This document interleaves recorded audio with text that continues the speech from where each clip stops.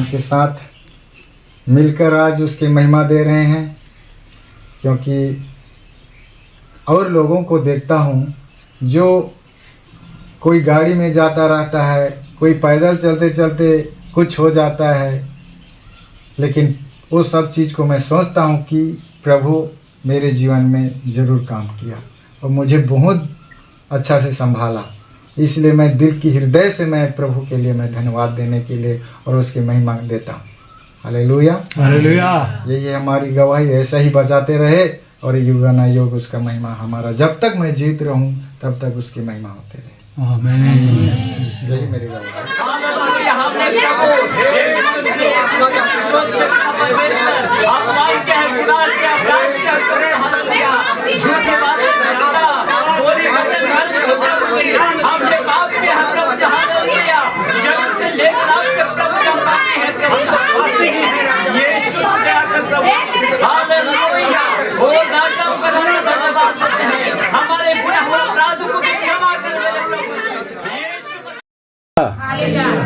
Hallelujah. प्रभु का धन्यवाद, प्रभु का स्तुति इस सुंदर समय के लिए। प्रभु ने हफ्ता भर हम सभी को बचा के रखा और आज रविवार के दिन में इस संगति के द्वारा आके प्रभु का महिमा स्तुति करने के लिए प्रभु ने अवसर दिया है, इसलिए प्रभु को धन्यवाद। कितने लोग आए हैं, सभी को प्रभु यीशु के नाम से स्वागत करते हैं और मेरा प्रार्थना है प्रभु आशीर्वाद हम सभी को देंगे। आमीन। आप लोग ने वो बहुत अच्छा गीत गाया, सुंदर गीत गाया, सुंदर वचन को पढ़ा, बहुत अच्छा लगा है। और इसी तरह प्रभु को महिमा करते रहना है, प्रभु को स्तुति करते रहना है। आज रविवार के दिन है और आज मसीहों का जीवन में आज बहुत महत्वपूर्ण का दिन है। सारे आशीर्वाद को याद करते हुए, सारे जो सुरक्षा हमने प्रभु से मिला है उसको याद करते हुए, और सारे जो हम लोगों का जो चिंता है, तकलीफ है, उसको लेकर प्रभु के चरणों में आके प्रभु से बात करने के लिए हम आए हैं। हम प्रभु के घर आते हैं, प्रभु यीशु मसीह से हम बात करने के लिए आते हैं।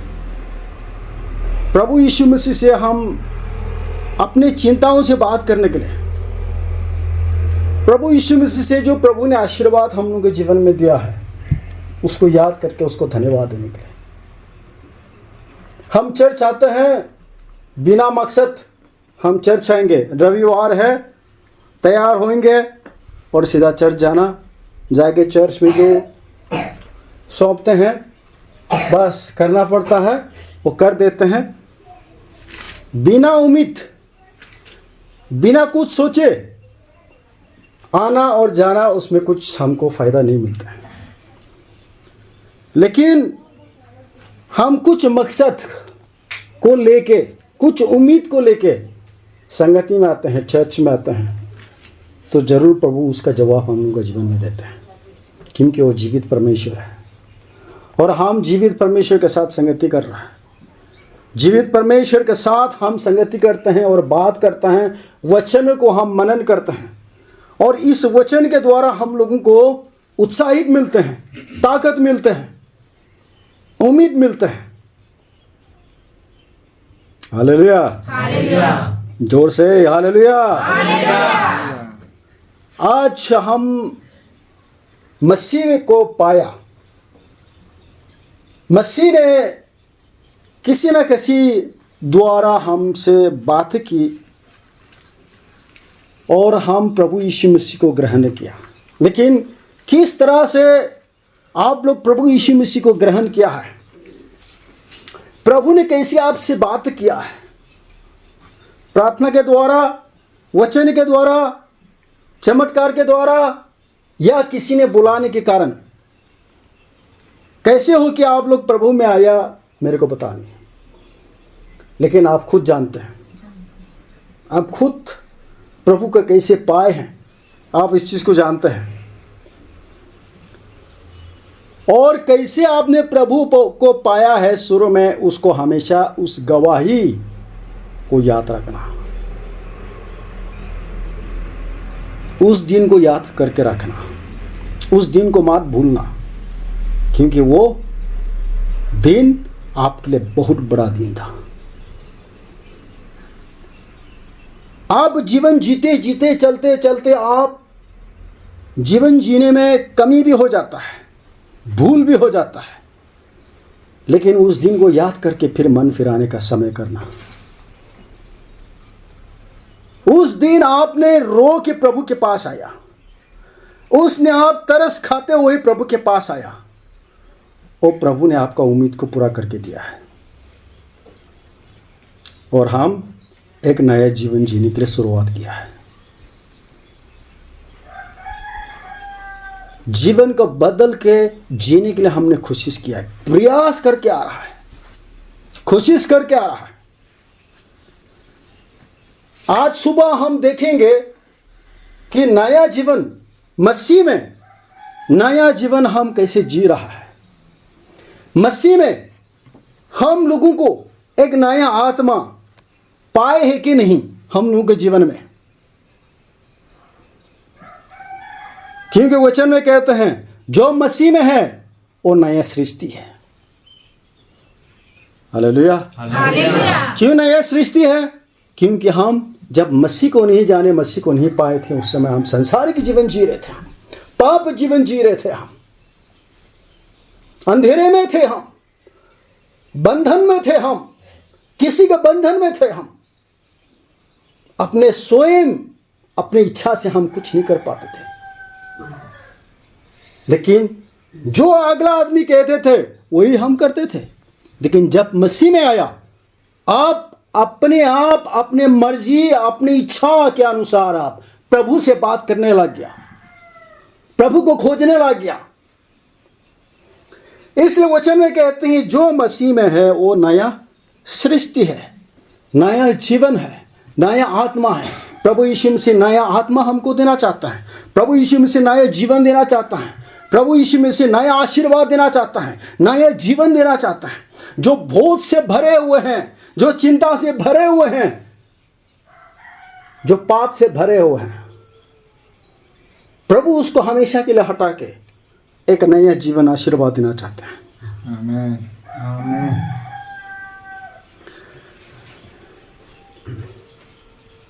भजन संगीता हम वचन को पढ़ेंगे।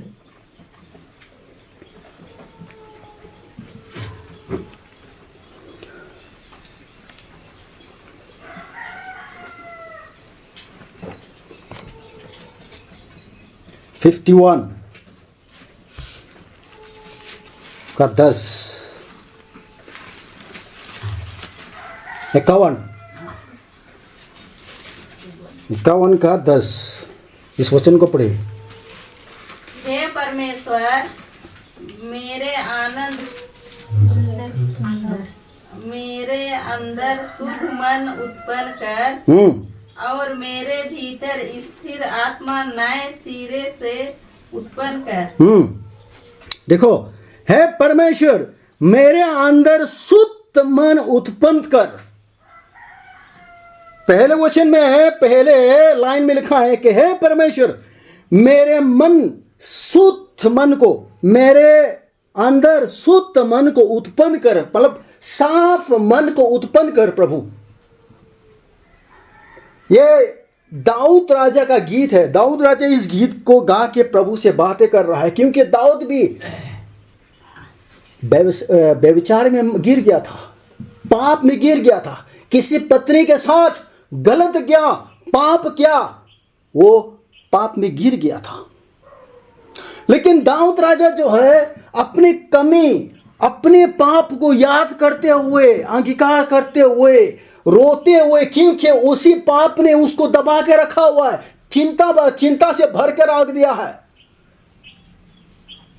बोझ इतना उसके जीवन में भर के रख दिया उस पाप ने कि कभी जब मसीह में जीते थे, स्वतंत्र जीवन जीते थे, प्रभु को महिमा करते थे, लोगों को बीच में जाके लोगों को अगुवाई करते थे, उस समय तो एकदम स्वतंत्र खुशी के साथ, आजादी के साथ करते थे, लेकिन जब पाप किया तब से उसके जीवन में खुशी नहीं था। पाप उसको दबा के रखा हुआ था, खोल के बात नहीं कर पा रहे थे, लोग उसको चर्चा करने लग गया। इसलिए दाऊद ने रो रो के प्रभु से प्रार्थना विनती करने लगे, हे प्रभु, मेरा अंदर एक नया, एक शुद्ध मन उत्पन्न कर, साफ सुधर, एक ईमानदारी मन को उत्पन्न करे प्रभु, ताकि मैं ईमानदारी से मैं आपको सेवा करने पाए, मैं खोल के आपको सेवा करने पाए, आजाद के साथ, खुशी के साथ मैं लोगों के साथ चल फिरने पाए। Hallelujah, hallelujah. हम भी प्रभु से आने से पहले, प्रभु को जानने से पहले, अभी आप लोग का जीवन कैसे जी रहा है? यदि हम मन नहीं फिरा पा रहा है अभी तक, तो आज प्रभु यही कह रहा है, अपने मन में, हृदय में प्रभु को ग्रहण करो, प्रभु के जगह को रखो, प्रभु को आके राज करने दो और एक शुद्ध मन उत्पन्न करने दे अपने जीवन में, अपने मन में, अपने हृदय में, अपने जीवन में। और आगे वचन कहते हैं, और मेरे भीतर स्थिर आत्मा नए सिरे से उत्पन्न कर। स्थिर आत्मा, हालेलुया। स्थिर मतलब क्या कहता है? स्थिर मतलब अटल रहना, है कि नहीं? बिना हिल के, बिना हिला डोला करके, एकदम स्थिर होके जो निर्णय लिया है उस निर्णय में चलना, जो मैंने वादा किया है उस वादा में चलना। क्या वादा किया हमने प्रभु से? कि मैं आपके पीछे चलूंगा प्रभु, मैं आपके संतान बनूंगा, मैं आपको छोड़ के कभी नहीं जाऊंगा प्रभु, क्योंकि मैं आपके जीवन में, आपके द्वारा मेरे जीवन में आजादी मिले हैं, छुटकारा पाए हैं, माफ मिले हैं, और आनंद उसके बदले, पाप के बदले आनंद, आशीर्वाद मेरे जीवन में मिले हैं। यही वादा हमने प्रभु से किया है। इसलिए दाऊद भी यही कह रहा है, स्थिर मन उत्पन्न कर मेरे जीवन में, मेरे मन में, ताकि मैं उस पाप, उस बेविचारे, उस गलत, उस चोरी का विचार, मन, उस सब से दूर रहे और ईमानदारी से हमेशा आपको स्तुति और महिमा कर पाए। Hallelujah, hallelujah, hallelujah. दाऊद राजा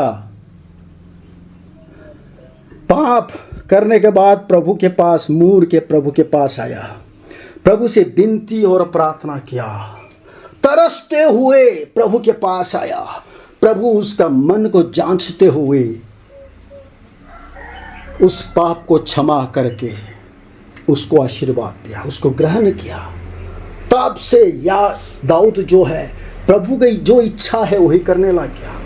प्रभु को आज्ञा को पालन करते हुए, प्रभु के अधीन में होते हुए प्रभु का कार्य करने लग गया, लोगों को लेकर प्रभु के मार्ग में चलने लग गया। इसलिए वचन में कहते हैं कि है दाऊद के संतान। दाऊद पिता बन गया, लोगों का, विश्वासियों का पिता बन गया, मसीहों का पिता बन गया।